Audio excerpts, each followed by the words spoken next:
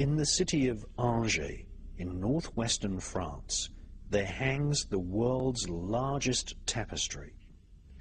The tapestry depicts the multi-headed devil in the form of a red dragon, and many scenes which illustrate the final book of the Holy Bible.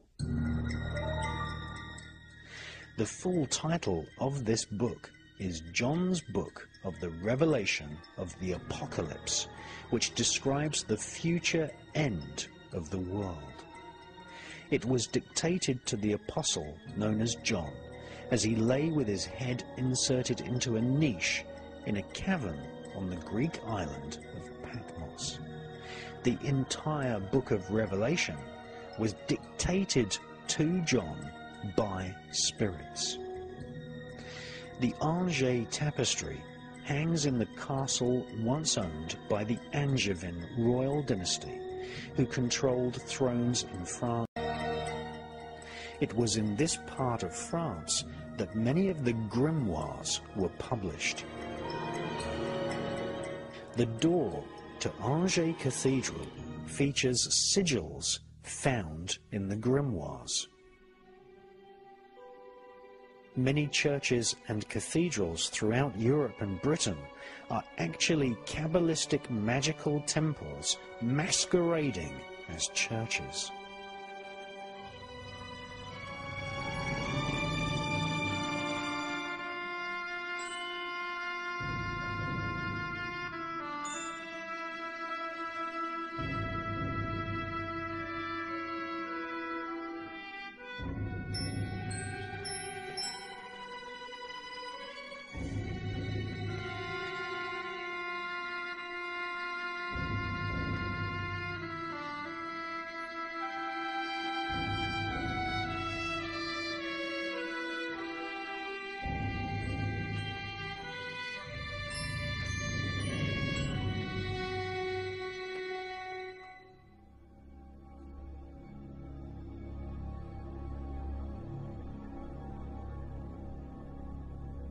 French historians claim that black masses have been performed on the altars of churches throughout Europe for centuries. In Great Britain, many churches allow their facilities to be used by Freemasons without realizing that the psalms of Freemasonry are the exact same psalms which are chanted by magicians who wrote the magical grimoires. These psalms are fundamental to the art of summoning spirits and demons. Whilst medieval witch hunts forced herbalists into hiding from the Vatican's bloodthirsty inquisitions, the royal Angevin elite in France resided in their castles, studying the intense imagery of the Revelation, where the devil is a shape-shifting, multi-headed red dragon.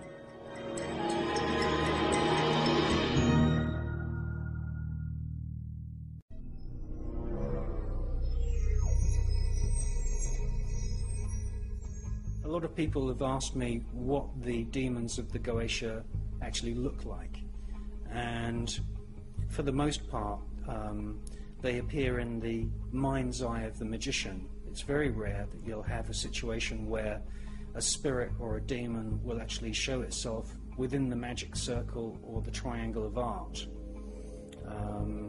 It is true to say that the psyche of the magician is really the landscape in which the demons appear. And if you look at illustrations of medieval monks, you'll see that a monk's habit has a rope tied around it. Now, this is a tradition that's come from the mystery schools of Sumeria, which is Babylon, that's ancient Iraq. And really it's the Chaldean, Sumerian and Babylonian priests who are the experts in defining what we call high ceremonial magic. And what they used to do is they used to actually create a circle on the ground using a piece of cord. And this circle was really an extension of the aura of the magician, and it was a visual aid to the magician to say to the spirits, this is my domain, this is my aura, and this circle protects me from you. Now, at the end of every single magical ritual, you should actually give the spirits a license to depart. And the most common form of that would be to say to the spirits, leave me now. If you've given the spirits some kind of command or instruction, you say, go forth and do my will, and please leave now. That means leave the temple, leave the ritual space, and leave me alone in good peace. Now, there is always this danger that you're going to invoke or summon a spirit or a demon, and at the end of the ritual, the demon will hang around. And this is when you get spirit possession, this is when things get very, very nasty. And so what the Chaldean, Babylonian magicians used to do is they used to pick up the cord that was used to make the protective magic circle on the ground, and for extra protection for the days after the ritual had ended, they used to wrap the cord around their waists.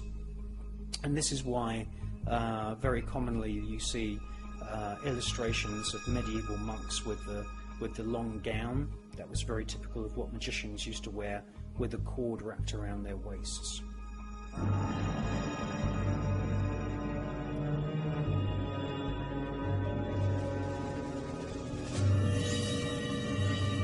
Iraq, for many centuries, was the center of magical tradition in the Persian Gulf.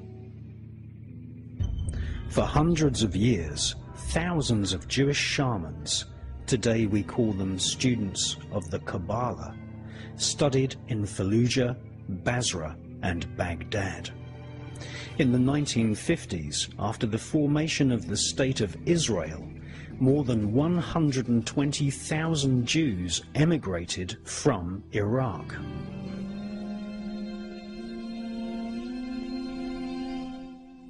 Iraq is not only the crucible of creation, but Iraq was also the birthplace of Kabbalistic, Chaldean, and Babylonian magic.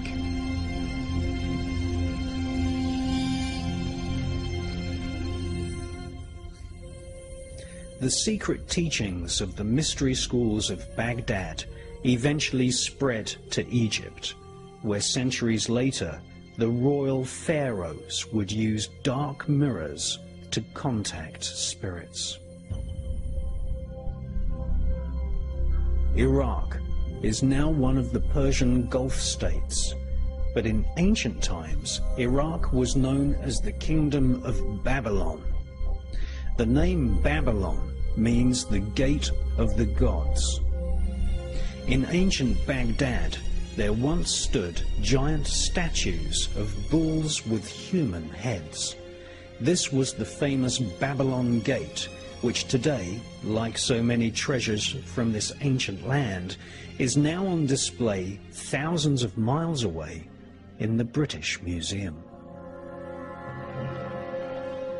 The so-called Babylon Gate of the Gods was not just a physical gateway. The statues represented a psychic gateway, a portal where telepathic messages could be communicated to the ancient gods of the stars. The Baghdad Museum has a collection of stone tablets and statues illustrating what these star gods looked like. They were called the Anunnaki.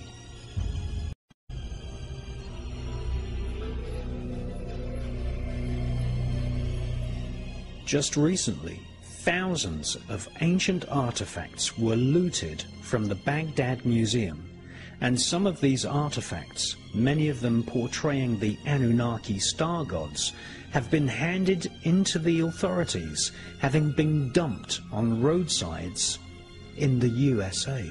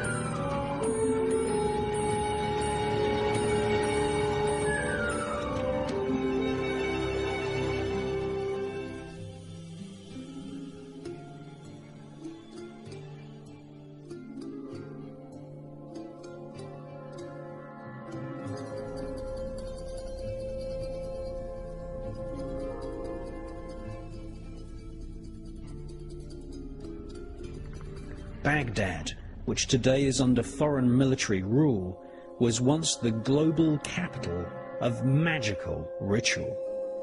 Thus, we see in the many museums recently looted in Iraq ancient manuscripts and stone tablets which explain a technique for drawing on the ground a magic circle.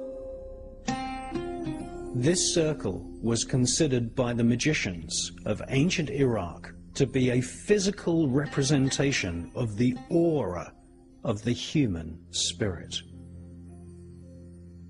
Around the circle, the Babylonian mystics would write the names of spirits which guard the 4 cardinal points of the universe. The mystic would then inscribe in the air a pentagram and stab this imaginary pentagram with a magical sword, banishing any unwanted spirits from the temple.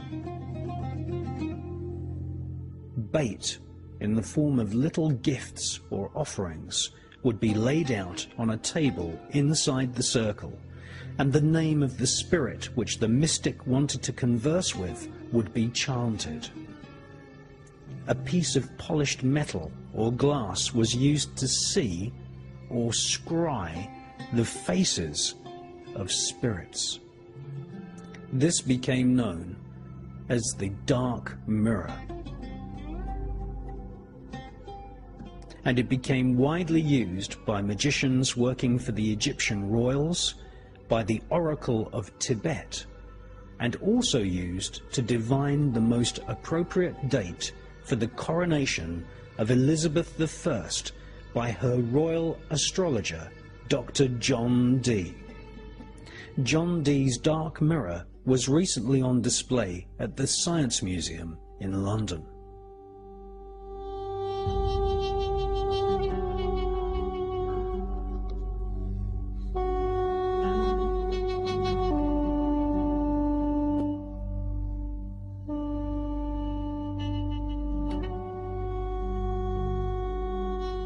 Shamanism, paganism, and Druidism from Europe, the Mediterranean and the Persian Gulf states coalesced into a form of occult science. The formulation of magical spells became popular in the Greek islands, where mystery schools dedicated to hallucinogenic plants flourished for thousands of years before the birth of Christ.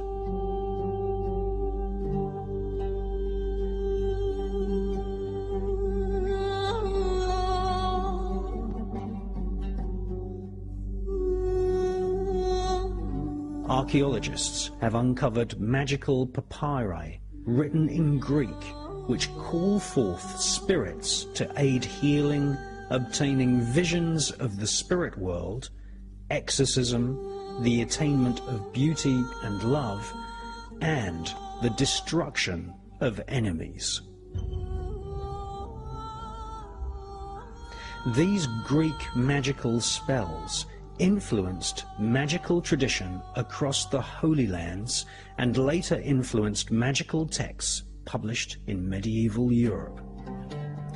The names of the spirits invoked in these magical ceremonies had to be called out accurately, with the correct pronunciation, in order to summon the correct spirit. In other words, the magician had to be good at grammar. And these European magical spells became known as grimoires, which is an old French term for grammar. If you invoked the wrong name, then you would end up invoking perhaps an astral corpse or an imposter spirit.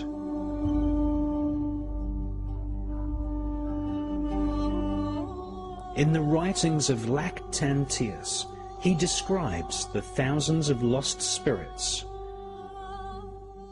They are defiled and abandoned demons who roam the face of the earth seeking comfort in destroying men. They fell everything with their tricks and strategies, their deceits and wiles. Lactantius was referring to the incredible seductive power of spirits and demons.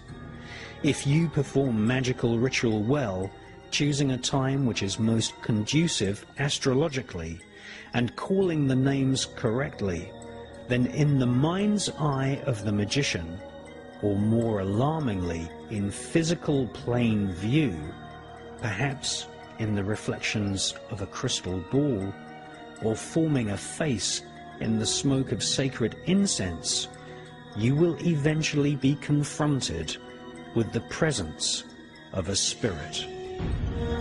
It's my friend, the master, devised this pretty little scheme as a way of getting back a horror to the eyes of all men who seek faith using magic. It's not enough, you see, to be a spirit. Today, some of the world's greatest libraries have collections of ancient magical manuscripts. Amongst these collections of manuscripts, there are personal diaries of several medieval magicians. Some of these manuscripts, or grimoires, describe that evil spirits, otherwise known as demons, can often first appear in a very seductive appearance. Perhaps these evil spirits will take on the shape of a small lost child. A demon may also appear as an old person or a beautiful person of either gender. A demon can change its appearance at will, and most demons actually appear as grotesque beings which combine facial and physical aspects of both humans and animals. Sometimes they resemble monsters, with aspects of humans and animals all rolled into one ugly being.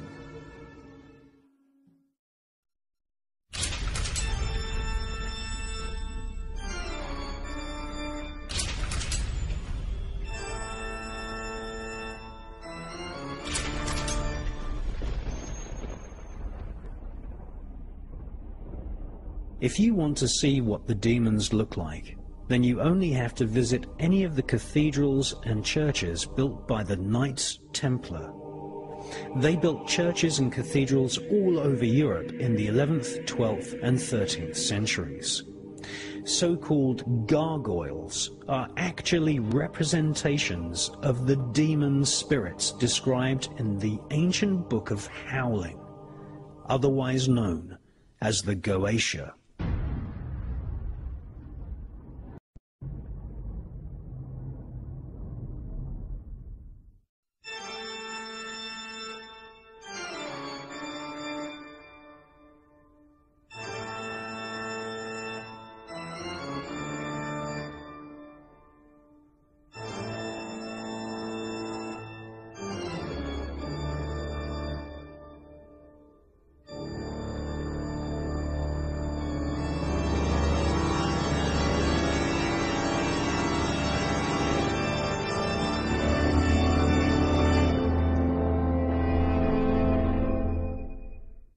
So what we're doing is we're secretly filming, well, sort of fairly secretly filming. They won't allow me to film in here properly. They keep harassing me every time I bring a camera in here.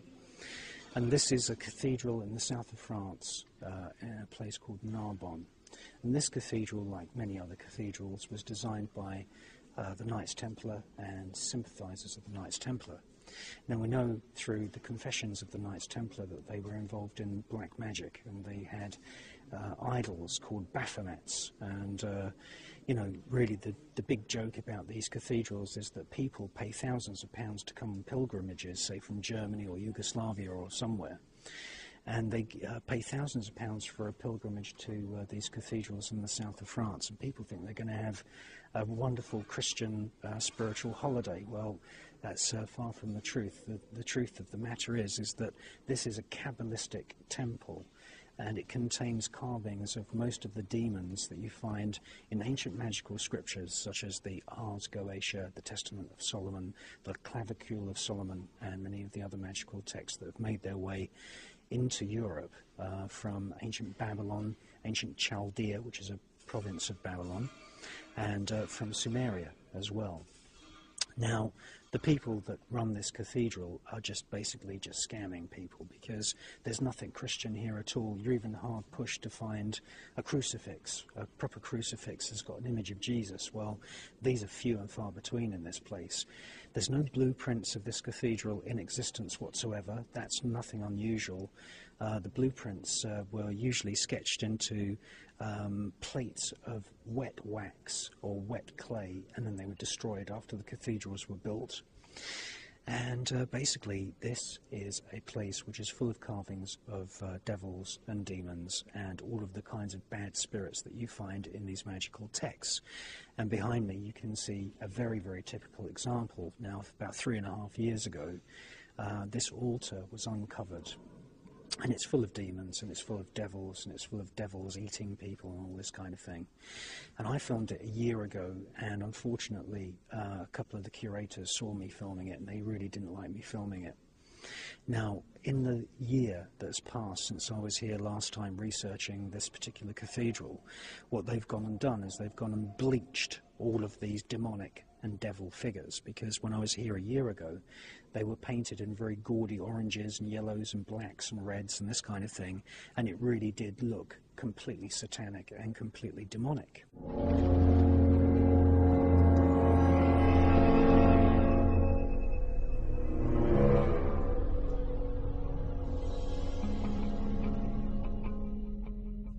So what they've done in the last year is they've gone and bleached all of that paint off to try and make it sort of blend in with the rest of the cathedral. The story is that, you know, nobody knew that this altar, I call it an altar of the Black Mass, the story is that nobody knew that this altar even existed, and they were doing a bit of renovation work here, and 3.5 years ago, oh hey presto, oh we've all of a sudden found this altar which is full of demons and devils and this kind of thing. Well, the truth of the matter is this, is that many people who claim to be cardinals and priests and members of the Catholic Church are actually involved in black magic, and there is such a thing as a Black Mass. Now, the Black Mass is exactly the same as the Catholic Mass, except everything is reversed, and instead of praising Jesus and God, they praise Satan and Lucifer. And I believe that what we've got here is we've got a typical example of one of these cathedrals that was funded and built by black magicians such as the Templars, and we've got an altar here which is where black masses would have taken place, and you see humans being eaten by demons and this kind of thing. Now, we're going to have a little tour as far as we can with the curators keeping an eye on us, and I'm going to show you some of the demons which you find in typical magical texts such as the Testament of Solomon, the Clavicule of Solomon and the Ars Goetia, and you can actually find all of those demons and devils in this cathedral. Now, before we go on the tour, I'm just going to show you some of the features of this actual altar. And the thing to bear in mind is that this would have been used, this altar with the statues of the demons and the devil, would have been used as some kind of visual aid to a satanic priest who would have, explained to people, this is what the devil looks like, these are the demons, and probably given their names.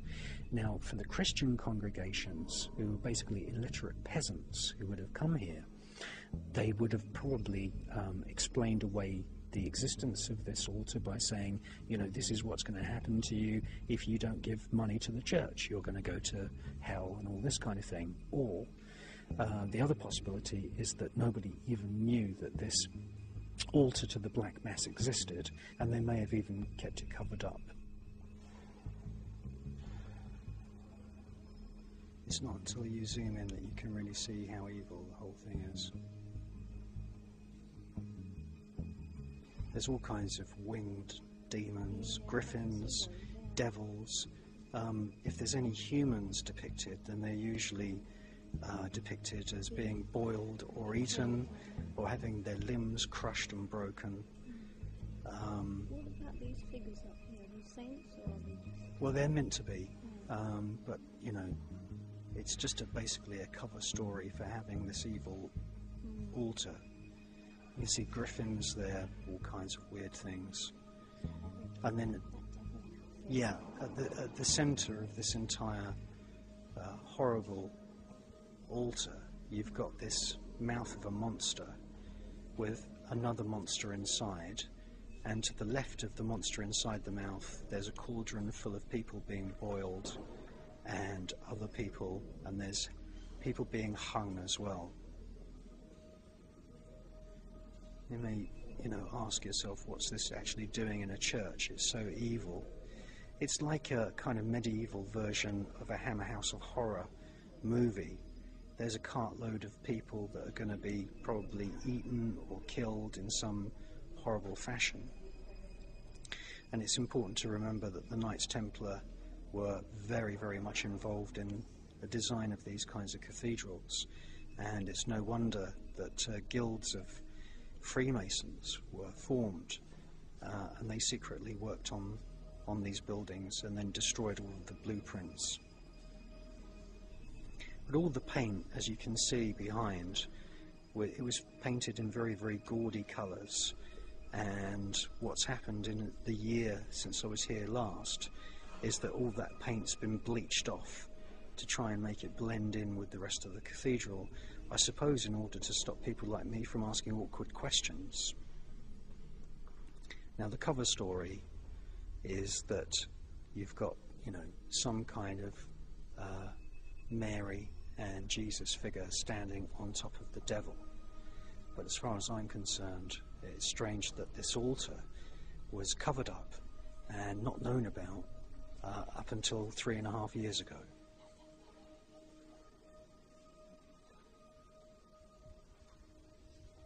All this says, there's no information about why there's devils here and this kind of thing. It just says that every Saturday you can come and sit in front of these demonic figures and these demonic statues, and you can make cross signs over your forehead and your chest, and you can think that you're sitting inside a Christian church. Well, nothing could be further from the truth. Why, out of all of these individual chapels in this gigantic cathedral, have they chosen this particular demonic kind of altar to have all of the Christian ceremonies? And the interesting thing is that right behind, and I'll just go over there, is that we have some very, very interesting skull and crossbones iconography.